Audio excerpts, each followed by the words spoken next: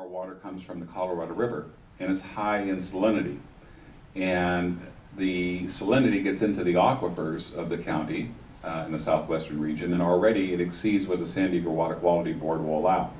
So as a result of that, we are going to have to make sure that we have a sewer system, and the cost of the first leg of that going down Ranch California Road is about $14 million, and 5 of the property owners, the big wineries that want to expand, have all put their properties up for collateral and have agreed to participate, and we're going to take the bed tax created by these new rooms in the wine country to offset the costs so that we can make it affordable for the wineries that are going to be connecting to that sewer system to be able to expand. Excuse me one second.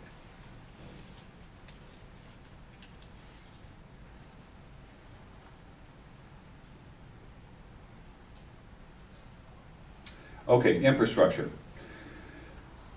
We have 2 funding organizations in the County of Riverside. One is called the Riverside County Transportation Commission, and you all are contributors to that because we have a half-cent sales tax that has been extended well into the 2030s, and that goes to pay for infrastructure.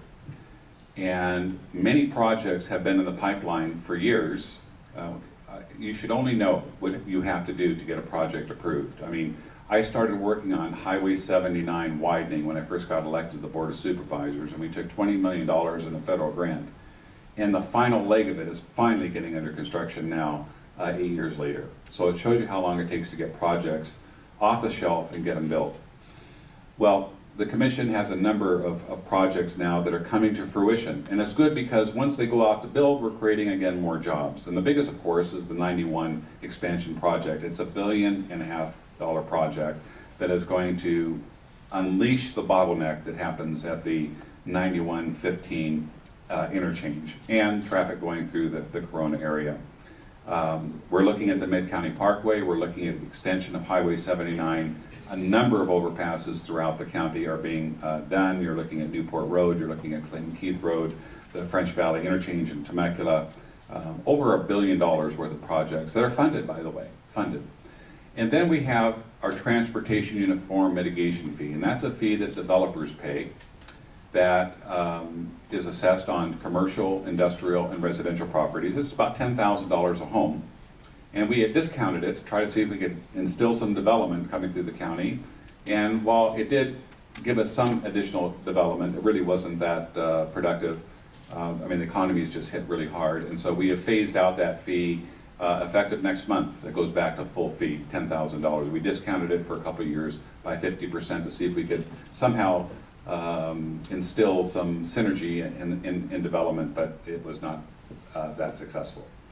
So we'll see many, many dollars in infrastructure coming. I know you're anxious to see the Newport Bridge widen, and you have another bridge that you'd like to have go across the freeway that doesn't have any ingress and egress onto the freeway. And these funds, Transportation Uniform Mitigation Fee and Measure A, will be the funds that will help the city of Menifee get that done.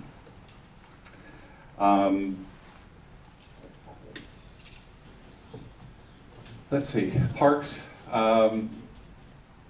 We are going to be developing in the French Valley area, the first of its kind, I think, at least in the state of California, an ADA park. We have a lot of kids that have disabilities. We have a lot of veterans that are coming home with significant disabilities. And so I want to develop a park in the southwestern region of the county that anybody can use, but I want it geared to those with disabilities, especially kids and young adults coming home from Iraq, from Afghanistan. And I've got a developer now that is willing to contribute 10 acres of land and $250,000 to jumpstart that park. And so I'm very excited about that. And then we have an aquatics facility that Marion and Ashley and I both jointly funded near the Field of Dreams. We need a second one, and I'm looking to do that in the French Valley area to complement the needs of all the high schools that want to have water polo sports and the seniors that want to do jazzercise in the pools. And so I'm anxiously working on that. And just lastly, it's really been a humbling experience to be in office now. This is 20 years I've been a public servant. I've truly enjoyed my role. I've always made myself accessible. When I got elected to the Board of Supervisors, believe it or not, they didn't even televise the meetings. Nobody at home knew what the heck was going on in the county of Riverside. And I said, we need to have more transparency. And so I instilled getting cameras and making sure that we stream. You can watch our meetings live on the internet, or everything is archived. You can look at a certain agenda item. I wanted people at home to be engaged in what is going on in the county of Riverside. I did not want to work behind closed doors. And so that has been done. But it's been a great experience, and I'm looking forward to the next 4 years. You have a new supervisor here in Menifee, Kevin Jeffries, and I know he's working really hard to get caught up and to learn all the county issues that are important to you and important to me. And I believe that he'll be a strong asset on the Board of Supervisors, and I know he'll be a strong advocate for Menifee, and I will join him in that advocacy because my heart still remains in the Menifee Valley. So with that, I would be delighted to take any questions that you have.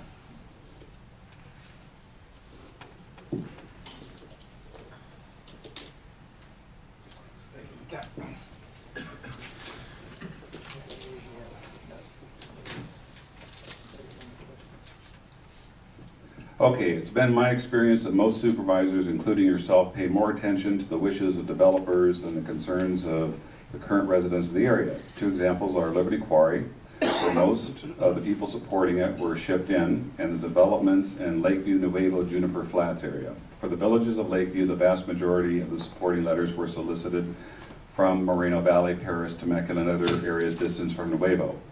The supporting letters were more numerous and from actual stakeholders. None were from letters, and many had attachments with supporting facts and figures. Only Bob Buster and the First District Planning Commissioner seemed to pay attention to what was being said by the then current Nuevo area resident stakeholders. Would you comment on this? Sure. I think that in the past 20 years, if you review my tenure, I think you'll see that I've been rather balanced. Yes, we have a lot of developmental interests. We're the fastest growing county still in the state of California. But I came out, obviously, very much against the Liberty Quarry issue. And I wasn't able to verbalize that opposition until it came to the Board of Supervisors. Otherwise, the developer could have actually disqualified me from voting. And there's always been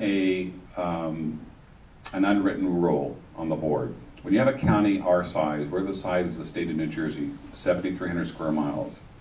And it's a full-time job just keeping track of what's going on in your own district. And so the unwritten rule was, you deal with what's going on in your district, land use-wise, and stay out of your other supervisor's business. And we've always followed that rule. Now, I'll be the first to tell you that I met with Supervisor Ashley at the time that the Lakeview Nuevo project came forward. And I'll tell you that I wasn't really excited about the project. But I said, Supervisor, if this is something that you weighed and you've determined is in the best interest of your district, then I'm going to vote for it. Because I knew I had a quarry project that's coming up, and it was my hope that he would reciprocate and make sure that if I chose not to support that project, that I would have his support. Well, you remember that quote that I mentioned about Ronald Reagan in politics. If you review the history of the quarry, and it was the largest issue the county has ever seen, ever in our 100-year plus history. We never had so many people come in and speak in opposition and for a project, ever. And you're absolutely right, the people that came in and spoke for the project, a minority of them were actually residents of the southwestern region. They were all organized labor that was told to go there and to promote the project. And I don't know if you watched it, but I gave an impassioned presentation that it was our first board of supervisors hearing where we were actually going to make a decision. And I knew that the odds were that they were going to probably approve that project on a 3-2 vote with Supervisor Buster voting for me. But I knew that if I gave this impassioned speech and made it very personal. And if you archive the speech, you'll see I made it very personal. Even with Supervisor Tavoloni, that I knew was probably the one that I could probably, if I was going to get a vote, was going to get it from him. And I remember the vote. I mean, I was stunned that when he first started talking in discussion as we were talking about our votes, and he was the swing vote.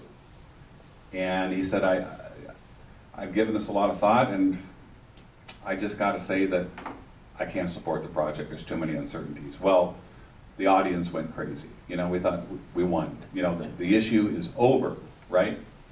And so I was so choked up that I asked Supervisor Buster to make the motion to basically deny the project. And we thought at that point in time it was done, okay? But we then had some elections. We had Supervisor Tavoloni running for Congress. And he, I think, got a lot of pressure from people that said, hey, what are you doing? You're voting against jobs. You're supposed to be a Republican looking for jobs here, and you're voting against jobs. And so we later found out that the environmental document was going to come back, and it came back.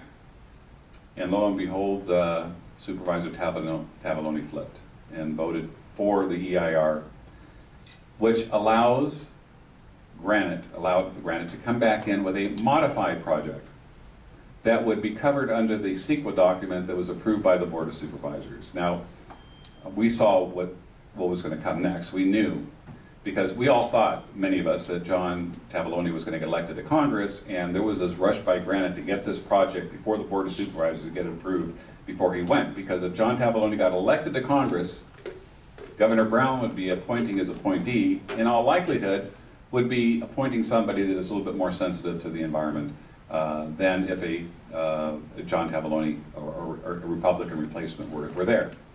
So then Supervisor Benoit, and he's the one that really was driving a lot of this, said not only do we want to examine this project, but I think we should fast track a quarry, you know, which was ridiculous, absolutely ridiculous. It's like fast tracking a nuclear power plant. And so I just came unglued at a couple of the hearings, and the board, unfortunately, because of political pressure, voted 3-2 to fast track the quarry. And then we saw this modified plan that was nothing more than a mirror image of the original plan. And as the board was getting ready to consider the plan, and I can tell you right now, if I would have gone to the board, it would have passed on a 3-2 vote. And we've been living with tractors probably starting to move all those beautiful rocks. Little did we know that our friends at Pechanga were already negotiating with Granite. I think our friends at Pechanga, they're a very powerful political group, especially in Sacramento. And I personally believe that even if the board would have approved this project, I believe that Pechanga has enough clout in Sacramento, and I can't speak for them. I'm only telling, this is my own personal opinion, but I believe they could have talked the governor into signing a bill that would have outlawed quarries within 5 miles of a reservation. And so I've always believed that a quarry would never be built in the southwestern region of the county in the face of the entire city and scarring those beautiful hills for many decades to come. Getting back to your question about how about representing the citizens? There is a good old boys club that still exists in Riverside County. I'm not talking about the Board of Supervisors. I'm just saying there is a good old boys club, and it originates around the city of Riverside. You've got some power players there that like to keep tabs on.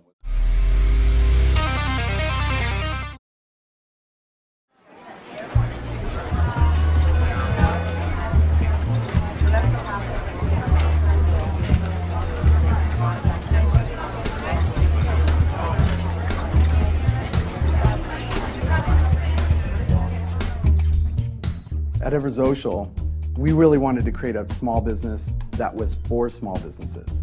We wanted to create a marketing company that small businesses could afford from day one. And so we put together solutions that are designed for you, the small business owner.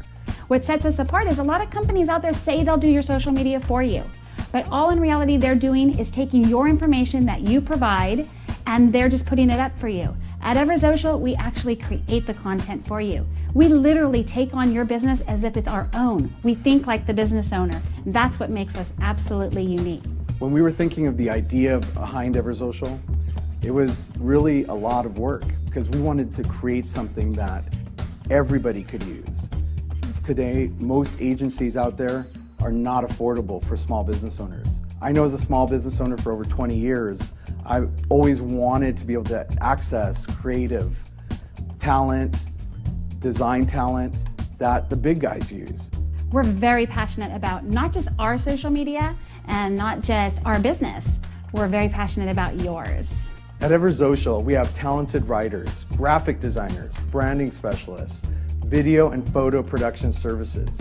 We have everything that you need to get your small business online and looking amazing. So, if you've been hesitant about managing your social media, or you just don't have the time or wherewithal to do it, give us a call. We'll do it for you. It's that easy. At EverSocial, we do it for you.